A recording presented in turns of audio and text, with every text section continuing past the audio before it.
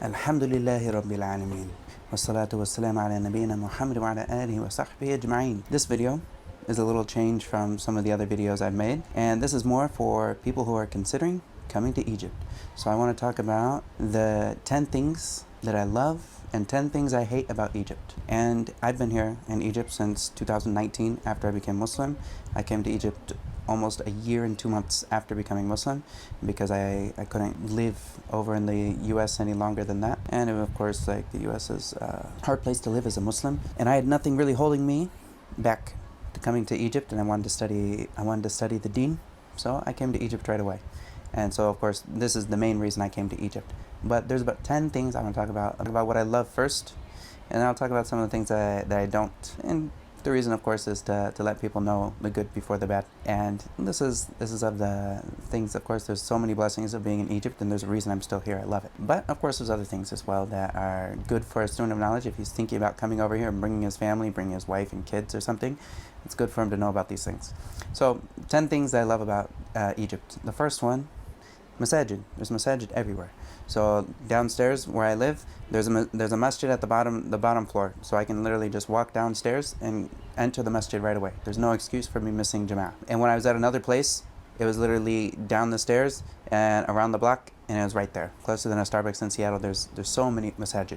And then at the other place I used to be, it was down. I would walk down the stairs or whatever, and then just right across the street, masjid. And if I don't want this masjid today, I go to the other masjid down the street. There's so many masajid that are around that someone can just pick and choose, and you can jump from masjid to masjid, and you'll always find something new. There's so many masajid here in Egypt. Some of them are new, some of them are old, very old. This is amazing that someone has all of these options in the masajid. And of course, the second reason I love being in Egypt is Arabic. And of course, like, Arabic here is one of the best places because there are a ton of teachers, a ton of the teachers that are here, and they're able to teach you Arabic as well as the dialect. While yes, it is sometimes I occasionally will meet a person that speaks a certain type of Ammiya, a lahja. I have no clue what he's saying. I feel like I just learned and accomplished understanding when these people are talking, what are they saying, and then all of a sudden somebody says something to me in like a store, and I have no clue what they just said. They're eating half the letters and whatnot, but they understand, for the most part, they understand Arabic. And so you can practice your Arabic on the average person around you. You can get around speaking Fusha and people understand you, which is great. Because they, for the most part, they understand Fusha because this is on the television. But of course, like, when they speak, a lot of them, if they're not very well learned, then they will not be able to speak in something other than Ammiya when they talk to you. Of course, like, learning a little bit of Ammiya so that you understand it, this is great. But also the amount of teachers that there are for learning Arabic is just wonderful here because you have time for one-on-one classes with people. I was going to the Fajr Language Institute when I first came here, and this was what I was looking to learn Arabic. This was like number one goal, is like, of course, this is the first goal of a student of knowledge, learn Arabic. I was there for a little bit, and one of the guys I was riding with, I think it was either a tuk-tuk or is one of the Uber scooters, which they have here, which is like Uber motorcycles, which get you really fast, really cheap. And of course, like, my friend fell off one before, so I've never fallen off of one of the Uber scooters, alhamdulillah, but one of my friends, he did fall off on a rainy day, so be mindful. And so, but I was there, and the Arabic was great there, and then I realized that there was teachers that are teaching at the same rate as they were teaching, and that are private teachers. So I got a private teacher eventually and switched over to private teachers, and there's a ton of private teachers, to be honest. Like, I have a whole list of 40 private teachers if you ever want access and want to know who's teaching. And a lot of these teach online too, and they're cheaper, of course, than over in America. So for the most part, this is of the great things about Arabic in Egypt, is you have a ton of teachers that can teach you Arabic. And of course, the one that teaches you Arabic is not going to necessarily teach you the rest of the deen, but this is you can have this private time with somebody to learn all that you need to know about Arabic and get used to it and practice and speak with them and whatnot. And this is really great. And also the third thing that I want to talk about, which fits right with this, is personal ilm. Like, so someone who wants ilm, of course, you need to learn from Ahl al-Ilm. And learning from Ahl al-Ilm, what is it? What does this mean, learning from Ahl al-Ilm? Does this mean getting under the Kibar al-Ulama? And this, of course, is the best thing if someone can get under the Kibar al-Ulama and spend time with them and get to know them, ask them questions and whatnot. This is amazing. But, like, the reality of this situation of, like, what I've seen when I went on Umrah, and I also went to Medina for a few days and whatnot. And when I was there around the shuyukh there, they're inaccessible. Like, there's no back and forth that really can happen. other than maybe in a class he asks a question to the audience and someone answers. But like that back and forth, unless you find individuals like this, it's going to be hard to get close. And a lot of the most knowledgeable people are the most inaccessible. But here in Egypt, a lot of the shuyukh, they're very down to earth people. They're like leading in the masajid, and they will teach you one-on-one or with a small group, maybe just a small group in like the house of somebody, and you have their full attention, and you can go back and forth. And especially when it comes to fiqh and when it comes to other of these sciences like understanding hadith and whatnot and pulling out the meanings from them, having a back and forth dialogue with them and having them question you and then you're responding, this back and forth dialogue is much better than just listening to someone and never being able to interact. And of course, listening to someone who's very knowledgeable and whatnot, of course there's huge benefits, and of course I'm not saying that there's no benefit to being in a big audience, but when you're in a personal sitting with your shuyukh, this gets you so much more answered. Like when you have questions and whatnot, you can get your questions answered right away, and you can also check and see if you're thinking properly or not. So like a lot of times just having a sheikh listen to your thoughts, like he'll ask you about something, he's like, okay, so where did we get this ruling? How did we pull this ruling out of the hadith? And then everyone has to figure out how does this ruling come out of the hadith. And so when everyone tries and works, and then he'll point at the way that this happens after people try and they have this kind of interaction with ilm and with the shuyukh. And this is of the things I really love about Egypt. And sometimes I've had like teachers that they're knowledgeable in a certain field, and they'll be able to teach me what they have learned and what they have studied and what they know very well. And this, of course, is a great opportunity, as well as being able to read Arabic out loud to the teachers. This is also a great thing for someone to learn. They need to be able to read and have this personal connection with the teacher and be able to read on him, and then he fixes all their mistakes and whatnot. This is amazing. The fourth, which is connected to this one, is cheaper books. So books are much cheaper in Egypt than they would be in America or the UK and whatnot. They're much cheaper, and so like of course there's the cheapest places that are usually around like Azhar, the Masjid al-Azhar. Usually these are the cheapest bookstores around there. Of course, someone gets to know the bookstores and see what's the cheapest. But this is of the best things. Like I'm able to get a lot of these books here, and if I were to buy them in America, I would have only been able to buy a small portion of these. And just putting aside a little bit of my allowance every single month, putting aside a chunk for buying books. This is something I'm able to get a lot farther here in Egypt than I would be, say, if I were in America or in the West or in some of these other places that books are way more expensive. So the books are usually much cheaper here in Egypt, which is great. The fifth one is halal food. And so, of course, if someone is over in another country other than a Muslim country, then, of course, like this is one of the biggest things that someone has a problem with, is trying to find something that's halal. So you want to eat meat. You want to go have like something that's good. Here in Egypt, we don't even have to think about it. If I went to a Pizza Hut, they're muqatta'a, so don't buy from them. But if I would go to one of them, they would be halal. If I went to McDonald's, they're muqatta'a, don't buy from them. But if I were to go from them, it'd be halal. Just think about this. Like everywhere is halal. And this is amazing. You don't have to worry about is this halal or not. All you have to worry about now is are they muqatta'a. And this is, of course, one of the beautiful things of being here in Egypt. And also like just the amount of fresh fruit and produce and whatnot. It's quite cheap. It's so much more cheaper. Like I can buy a nice full breakfast for $1. Like just think about that. Like $1 for me and my family. I can buy food. I can buy food, fries. You know, the whole works, bezenjen. You know, like, and all of these things that we normally eat in Egypt.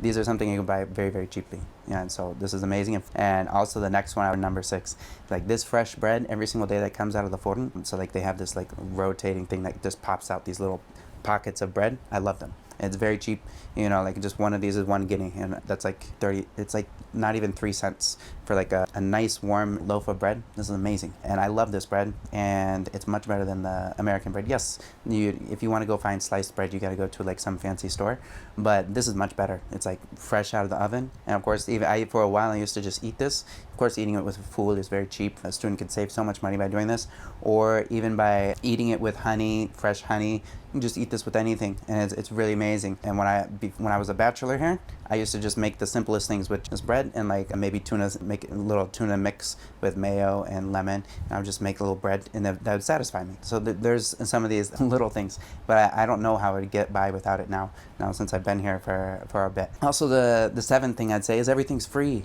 And this is what my friend, he came here, he's a businessman and whatnot. He came here and he was going through everything, and he's like, man, everything's free here. And is it really free? No, it's not really free. But what he means by it is everything's very cheap.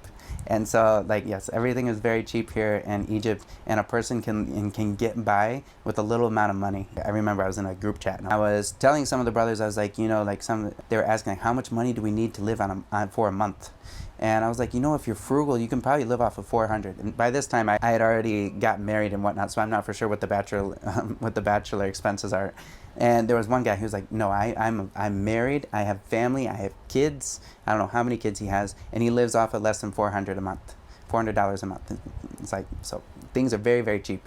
Of course, there are the ritzy neighborhoods that are here in Medina Nasser, like in Nasser City, and also in like New Cairo and outside, like Medina is very expensive. And some of these other places, they can be kind of expensive. The general things that you're going to be buying and eating or going to a place, this is relatively cheap.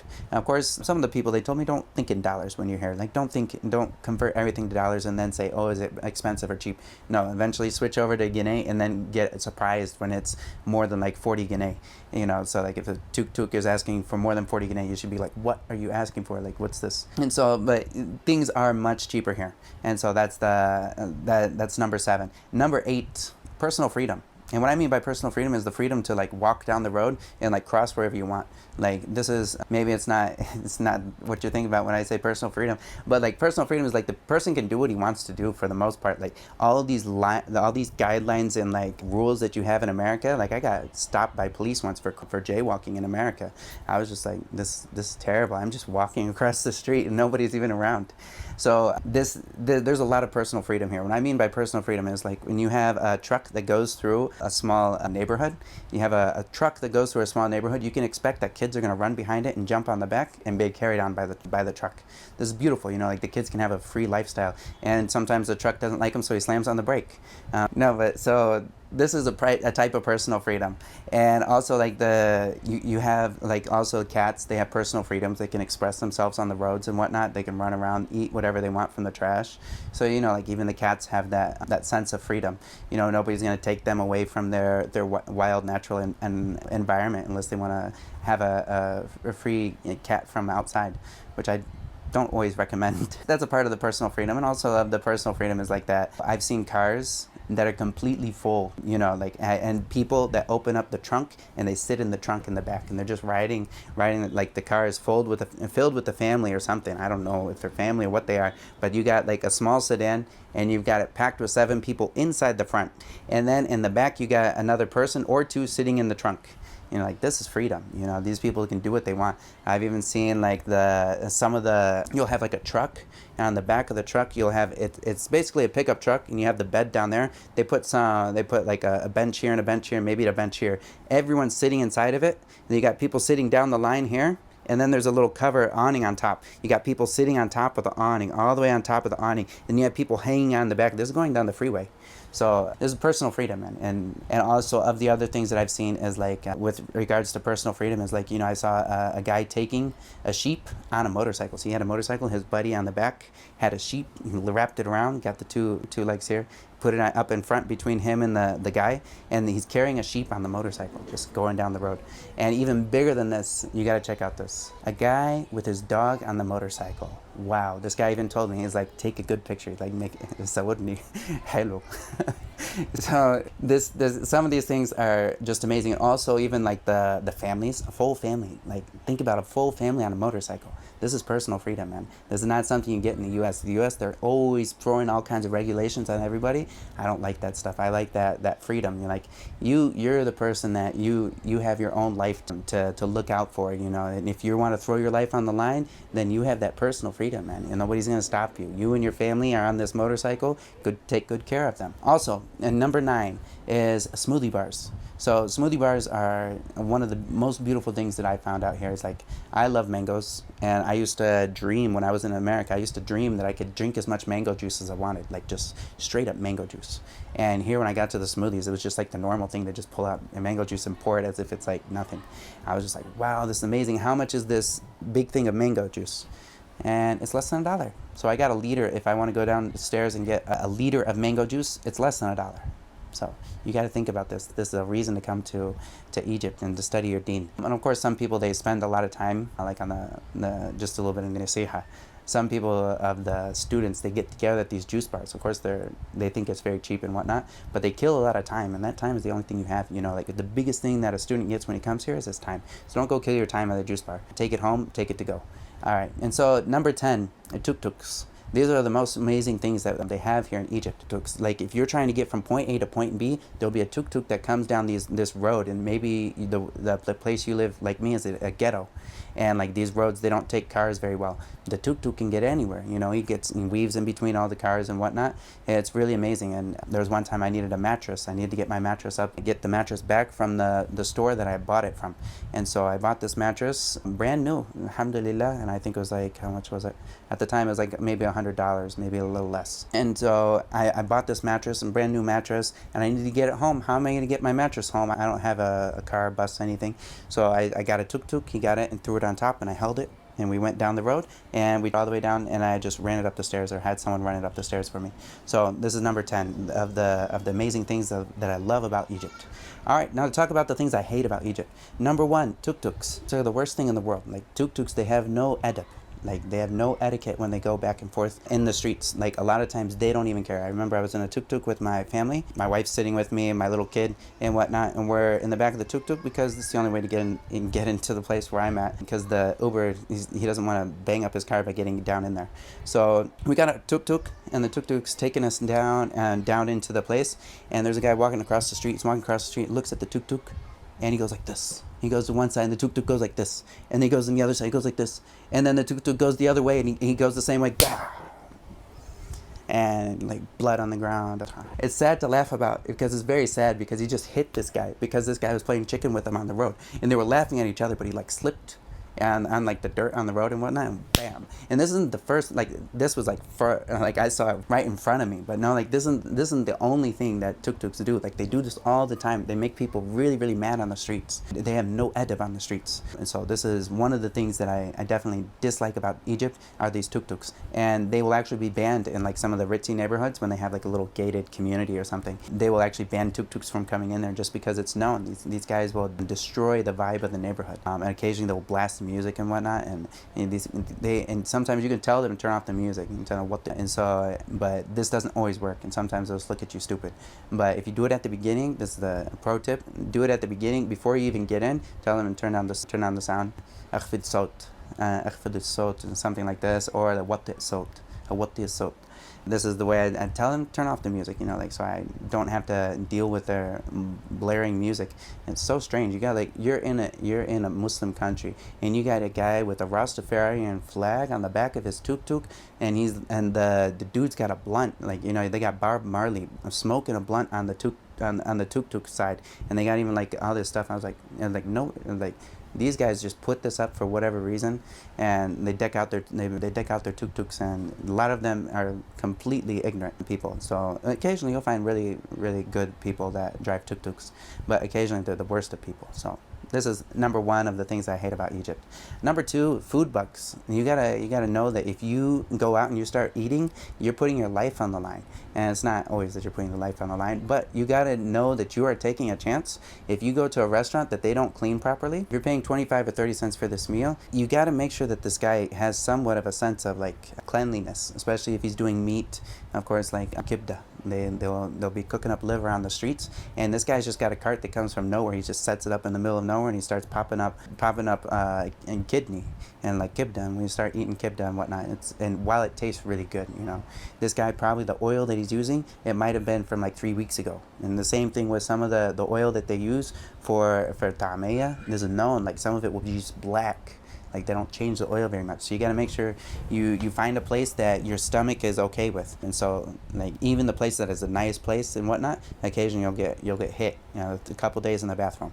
And this almost killed like Malcolm X, rahimahullah, when he came here to Egypt way back in his time. He got hit by a stomach bug and it almost killed him. I heard about this in his biography, and it's like, man, Egypt is known for this.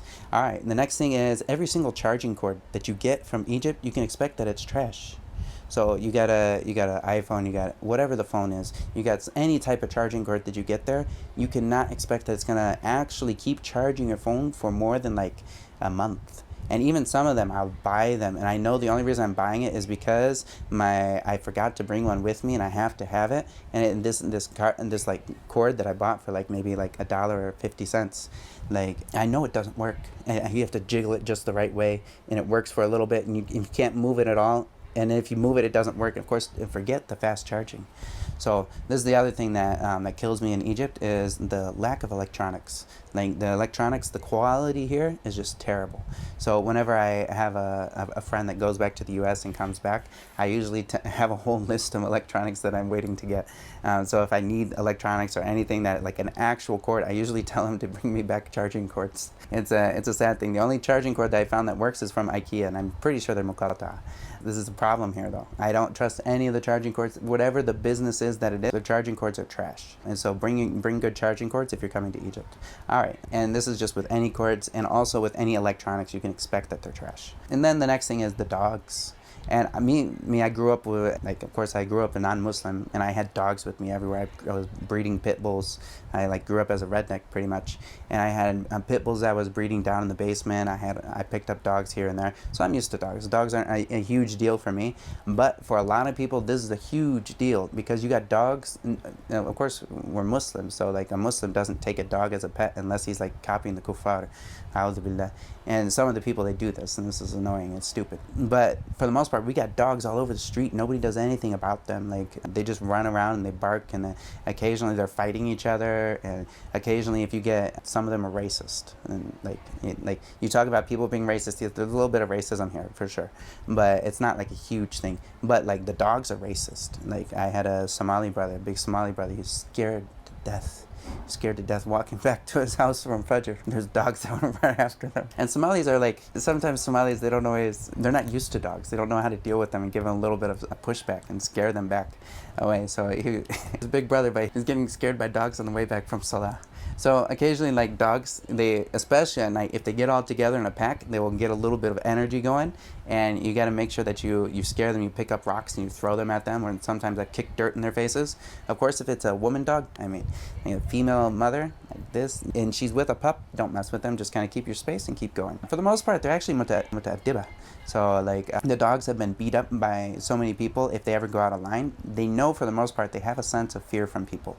So they know, like if a person goes like that to them real quick, they'll jump back and they'll run away. So it's important, like but if you have a bunch of fear that's just all over you, they sense that fear and they're gonna run up on you and do stuff. And I don't know of anyone who's actually been attacked, like ripped apart by a dog here, no. But they do create fear occasionally by people. And I remember when I first got here, I was just seeing like a nice fancy car on the road, and then there was a dog just sleeping on top of it. He jumped up on top of it and he was sleeping on top. That was very, very interesting for me. It was one of those things that was a little bit of a shocker, just to see how many dogs. And I mentioned the cats. The cats are a lot. And so this is of the things that I don't necessarily hate it, but it is something that's not good. And I mention it here because there's probably 20,000 people that hate it. But it is better, like we don't go kill our dogs and cats in a pound and like imprison them. We let them free, And if something's gonna die, it's gonna die on the street while it's a free man. So all right. So number five is the guy who sits on your motorcycle for a parking fee. So I have a motorcycle. I got a motorcycle. It's a good way for me to get around from point A to point B. I've only fallen twice, maybe 3 times, but it's really nice and it gets me around. But occasionally you go park somewhere, and this parking guy, he doesn't have this is not a job, as in like there's not like a parking system set up here where he is employed by anybody. No, he just kind of sits by the place where people will come, and he sits there, and if he sees you pull up, then he expects that you're gonna pay. And this guy is probably, I don't want to say he's homeless, but he's basically would be a beggar if he wasn't sitting in front of a place that was empty, and he's gonna look at cars now. You don't ask him for permission, or he doesn't ask you for permission that you're going to have this transaction. It's just if you are there and he sees your thing, he'll ask you for money. If you don't give it to him, he's going to get upset. So this guy is all over the place. And the same thing like this, you'll have the cars that come down the street, and there'll be like a place where everyone like stops on the road. And this guy will come up and he'll have like just a little rag. He'll start cleaning the windshield without asking. He doesn't ask anybody, but he expects money. Or you have another guy that runs around with incense. He runs around inside the shops and he does this and he expects money. You know, so this is and occasionally you got other people that will just throw things at you while you're on the bus. Like say you get on a bus, you have someone that jumps on the bus, and like a poor woman or something, and she throws things at you, and then if you hold on to it, then you basically have to pay her. And then she'll ask, and then she'll come back, make another loop, and she'll give it back. And of course, this is like charity. It's good to give her the thing back, you know. But just this type of transaction, something that's kind of strange, you know. Like normally, there's an actual back and forth talking. Okay, I'm gonna park my car for this amount of time. I'm gonna pay you this much. No, but if you park and then all of a sudden you come back and you see a guy that's asking for money, what can you do about him besides make him upset? And getting them upset is not the best. And they occasionally get nasty when they lose it. Also, number 6 is driving here is terrible. So like I remember when I first got here in Egypt, I was coming back with a family to their place, and they were driving a bit far, and so they were in like a nice SUV and whatnot. I was sitting with them, and then a guy came up next to him. He started asking him for directions. They told him the directions. Then the guy swerves in front of them to catch the turnaround here. He swerves in front of them. They slam on the brakes, and just to get into that place because he told him where to go, and so he's like, okay, thank you, Jazakallah khair. And we almost got in a wreck just because he swerved in front of him. Like the etiquette of driving is terrible here, and there's people all the time I see almost getting wrecks. I've seen them get in wrecks, and so it's very bad here. Like the actual people don't really know. And the worst thing is like I started driving a motorcycle, and I had to learn kind of the hard way at first. You kind of have to be very extremely defensive with what you're doing, but also if you go too slow, you might be hit from behind. You know, like people will scream up right from behind you. So, but I've learned that like these people occasionally are just ignorant on the road. The guy that comes, so when you get someone who turns into the traffic on a road, he turns in instead of turning, so he's turning around and he's coming back in this way. So he turns in, instead of turning back to the closest lane and coming forward, he turns in all the way to the middle and starts in. So he's like this for the whole line, then he goes slowly and turns in. It's like, this is so stupid. Like just stay on the farthest lane. You're not cutting off all of traffic. And they usually don't have a purpose for it, almost not. So driving is very bad here. And the Egyptians think the good driver is the one that drives super fast and close to everybody. They think this is a good driver. And so then, of course, there's no insurance. When people hit each other, they just figure it out. They yell at each other, or they don't yell at each other. They have some type of agreement, and they run. You know, like Okay, and then the next thing are lines. If you get in line somewhere, so maybe you're trying to buy food, like this is the worst thing. It really, really annoys me, as I will get in a line trying to get my, food. I'm trying to get food and some fries in the morning. And so I go up to the truck, and I like this guy's, like this truck is like, it's real, man. You know, like it's got that real Egyptian vibe of kind of greasy, nasty, but it's like good. It's like, so you got the good food that actually has like the actual beans in it. So I go over to this guy to get him, but his customer service is terrible. And when it comes to lines, it's the person who stands in front of him and annoys him the most that he gets the food for. And so occasionally I go there, and there's like 2 or 3 people in it, and they all just step in front of each other.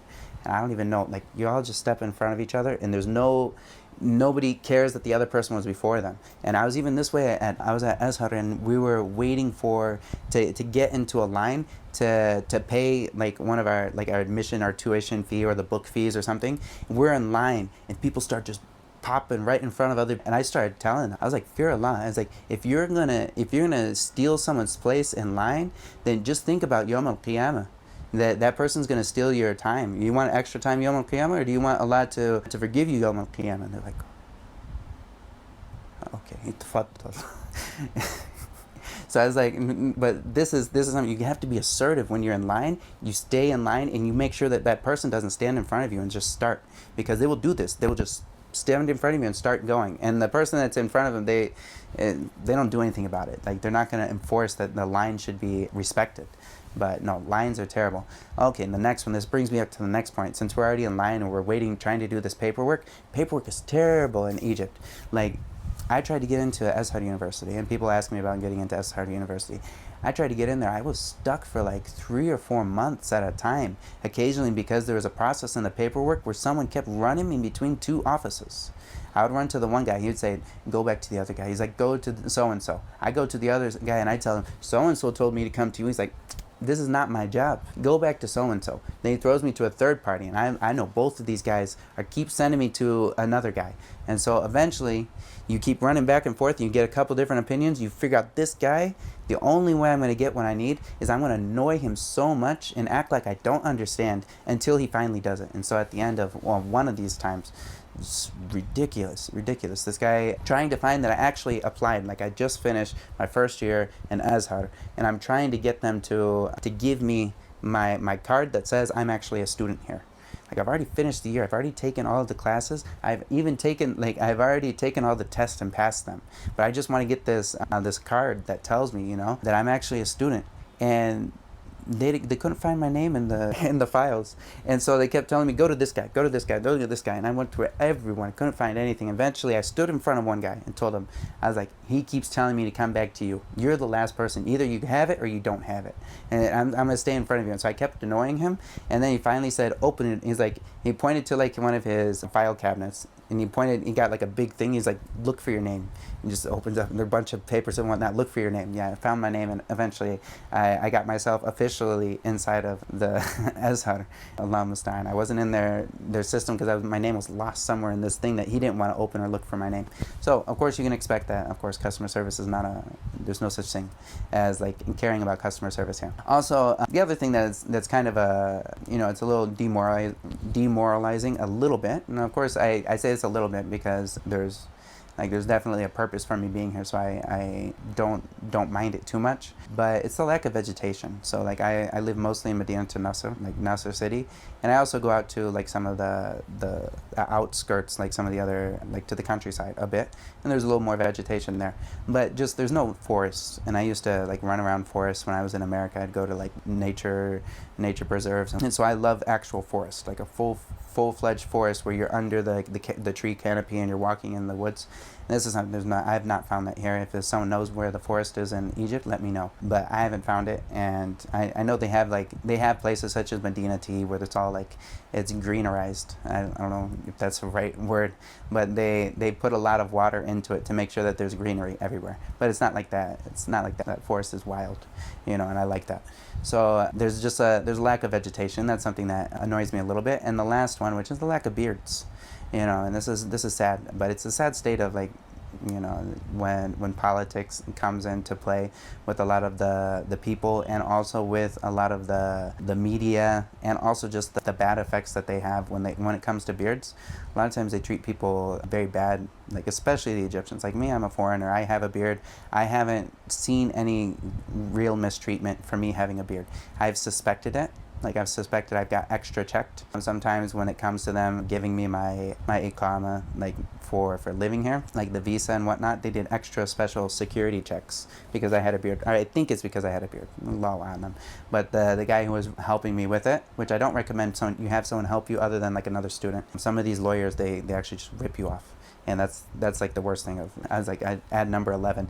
People that rip you off for everything. That's number 11. But the lack of beards is number 10. And like a lot of the people, they don't have beards. And so to have husn al-dhan with some of these people, understand some of them, if they had a beard and they ever made it into any type of list that is politically motivated or whatever, they got on a political watch list, then if they try to get anything, then they have to make sure that they don't have a beard. Like if they go renew a license, they go do something, or else they're going to get an extra background check. And if they get an extra background check for having a beard, then this will cause them lots of problems. Like they won't be able to get their license, or they won't be able to get a new ID and whatnot. So this is occasionally annoying that so many people don't have beards. And like if you have a beard in Egypt, then you're automatically a sheikh. Like you're a sheikh until proven otherwise. And even if like this person's just a normal person, he just like runs a little tiny business, and maybe he learns a little bit of Quran and whatnot, but he's a sheikh, he has a beard, he's a sheikh, and so I've been called a sheikh from like the day 2 of being here, and I just had like a small beard. They're like, hey, a sheikh, and of course maybe they're laughing about it. I don't know, Alam. But no, it's like this is of the things that is a bit annoying that so many people shave. And of course, this is a Muslim country. Like, why would you have the majority of the Muslims like shaving? And of course, like me as a new Muslim coming into this, I was told by one of the Egyptians, he's like, oh, maybe you should shave. I'm like a new Muslim. I'm like, shaving is haram. I was like, this is not permissible. Or at least growing a beard is the sunnah. Why would someone tell you to get rid of it? And they're like, oh, so you don't look like a T word, you know? And I was like, this is very weird, you know, like this is weird. And so of course this is an issue that is in Egypt that people can run into it. I personally, I've been here for like since 2019. I haven't run into any real issues. And I know some people have run into issues, and there's other people I don't think that run into issues. There's a lot of people that come up from like Russia and some of the other areas up north and whatnot. A lot of them have full-fledged beards, and I don't think they actually run into any issues, and they hold on to it. There are Egyptians that do have beards, and you know, but of course, like actually having a full big beard, the bigger it gets, the more the eyes start looking at us person. And like my beard is relatively thin, so it doesn't give me too much attention. But I can imagine if I had a huge beard, it might cause me issues. So these are the top 10, or these are 10 reasons I love Egypt, and 10 reasons, or 11, as I mentioned, that I hate. The things that I hate about Egypt. Not that I hate Egypt. I love Egypt, and I hope the best for it. And may Allah make it prosperous and give the people peace. And if you found this video informative, I hope that you'll like or comment. And if you are in Egypt or you've been in Egypt and you think that one of these things shouldn't be on the list, or that you have something else that should be on the list that people should know about, write those in the comments.